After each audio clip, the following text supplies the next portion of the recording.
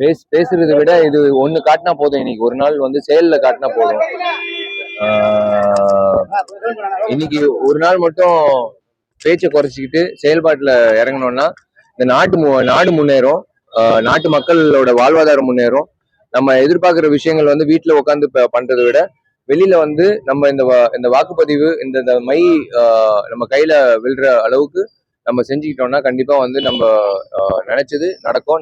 நம்மளோட பிரதிநிதிகள் நாடாளுமன்றத்துக்கு போய் கண்டிப்பா நம்மளுக்கு குரல் கொடுப்பாங்க. இப்போ 12:30 மணி ஆச்சு. இன்னும் வந்து 5:30 மணி நேரம் இருக்கு வாக்குப்பதிவுக்கு. தயவு செஞ்சு உங்களை கெஞ்சி கேட்கிறேன். ஃபர்ஸ்ட் டைம் ஓட்டர்ஸ்க்கு நான் விண்ணப்பமா வைக்கிறேன். வாங்க, வெளில வாங்க. வெயிலெல்லாம் ஒண்ணுமே இல்லை, கியூ எல்லாம் ஒண்ணுமே இல்லை. உங்களுக்கு நீங்க ஆன்லைன்ல நீங்க செக் பண்ணிக்கலாம் கியூ இருக்கா. எல்லாமே செக் பண்ணிட்டு வந்து ஓட்டு போட்டுருங்க. இந்த வெள்ளிக்கிழமை படம் பாக்குற மாதிரி அடுத்த வெள்ளிக்கிழமை பார்க்கலாம் அந்த மாதிரி நினைக்காதீங்க ப்ளீஸ். இந்த வெள்ளிக்கிழமை வந்து வாழ்க்கையில முக்கியமான நாளா நினைச்சு ஃபர்ஸ்ட் டைம் ஓட்டர்ஸ் 10 லட்சம் பேர் மேல இருக்கீங்க. நாங்க முடிஞ்ச அளவுக்கு எல்லாரும் எலெக்ஷன் கமிஷன் இத்தனை பேர் 40,000 பேர் police, paramilitary force, election officers எல்லாரும், கார்பரேஷன் கமிஷனர் ராதாகிருஷ்ணன் சார் தலைமையில இருக்கிற ஊழியர்கள் அத்தனை பேரும் வேலை செஞ்சது ஒரே ஒரு விஷயம், நீங்க எல்லாரும் வாக்கு பதிவு பண்றதுக்காக தான். நீங்க யாருக்கு பிடிச்ச கேண்டிடேட்டோ நீங்க யோசிச்சு நீங்க வந்து உங்களோட வாக்குப்பதிவு பண்ணிடுங்க. ஆனா கண்டிப்பா வந்து மிஸ் பண்ணிடாதீங்க.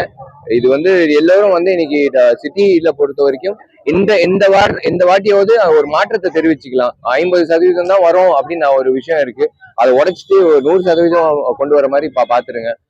டெஃபினட்டா நீங்க எல்லாரும் வந்து வாக்குப்பதிவு பண்ணுவீங்க நான் எதிர்பார்க்கிறேன். 6